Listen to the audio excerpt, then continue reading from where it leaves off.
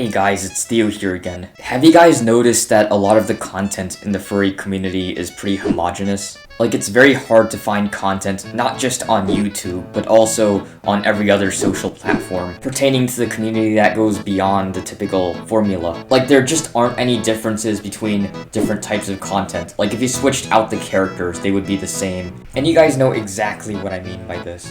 Like, right now, there doesn't seem to be any thought behind any of the videos that are being squirted out.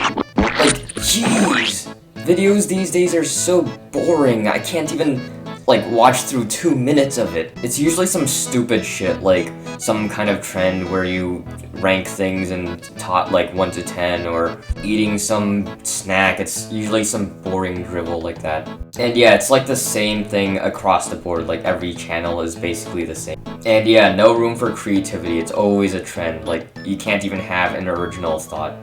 So yeah, clown universe, but this is a different type of boring video. I mean, if you've made it this far, like, you've made it to a minute, right? I mean, that says that you have an above average attention span. So yeah, high IQ if you made it this far. So yeah, I'm just gonna talk about the copycat crap that's going on these days, and the fact that the community is just becoming increasingly commercialized. If there's one thing that I can say most furries do, one of the main things I would say is the tendency to follow. And content creation isn't necessarily independent of that. Popular people tend to make a certain type of video, and most people like to follow suit. I would probably call this a gold rush effect. And by this, I mean people jumping on an oversaturated bandwagon. A good parallel to this would be streaming games, right? At this point, I would say pretty much everyone does it. Even a lot of people that I know do it. Nowadays, it just seems like the go-to genre that everyone wants to get into. And for most people that do start streaming, they don't have a pre-existing audience that'll watch their content regardless. So understandably, it's going to be very hard for people to actually discover their content, even if it's the best in the world. But the thing is, people still seem to have this motivation, at least initially, to create streaming content. I don't have anything against people who record their gameplay, but I think one of the main reasons why people are compelled to stream is the ease of creation, right? Like, you don't necessarily need to edit the videos much, if at all, and you don't necessarily need to come up with a new idea every time you make a video. Sure, you may have to decide what game to play once in a while, but beyond that, your work is kind of cut out for you by default. So from an ease standpoint, I do understand where these people are coming from. And you guys can probably make the connection between streaming and furry content. Like, even without hiring an editor like a lot of popular people do. Given you have a fursuit, it's not really that hard to create a video comparable, since typically the main focus isn't necessarily what you're doing, right?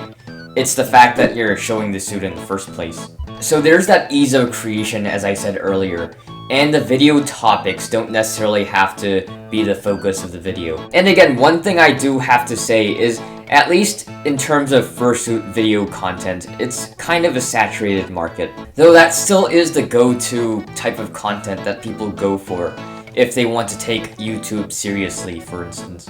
But in a saturated market like this, the only thing that really matters at this point is brand, right? Since everything else is pretty much the same. For instance, a popular furry pretty much released a video of him brushing his fursuit for 10 minutes straight. And you know, with minimal editing and whatnot. And that brand recognition alone was enough to make it successful. And I think that is kind of the main reason why people go for fursuit content in the first place. They see that this content is relatively easy to make, to the point where even they can make it, right? And since they don't know that brand is essentially the main component within these videos, they think they can still replicate these outcomes. And again, it's pretty much the same story with streaming in general as well.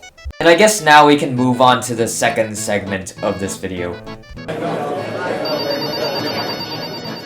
First of all, I will say this. For the people who at least have a controlling portion of the traffic that is in social media, right? The whole idea of the fandom actually being a hobby and some kind of escape is just being diluted at this point. And this process is getting worse and worse over time. If you guys haven't noticed, things are becoming increasingly commercialized and brand-centric. And this isn't just with YouTube either. It's kind of the same deal with fursuits and digital art. And with suits in particular, they have a certain look depending on which brand you're buying it from, right?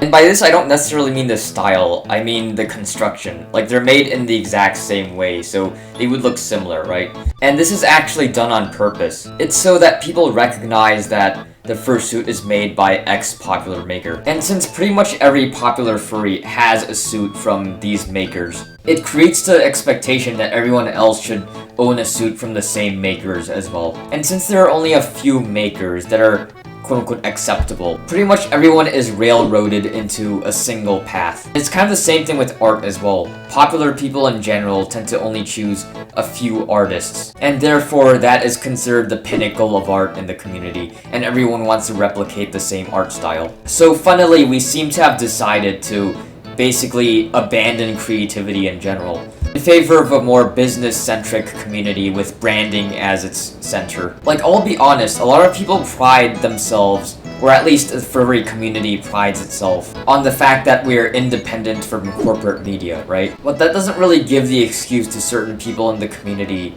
from doing the same themselves. Like, isn't the community supposed to be an escape from mainstream, hyper-consumer society? I guess not. I guess we're just going in a direction where we have to adhere to a very specific, narrow definition of what's acceptable. I guess that's pretty much what everyone else in the community wants at this point. And yeah, that's pretty much all I have to say for now. So yeah, if you want, please like the video, and if you want to join the Discord and chat with me personally, I'll have that link in the description below.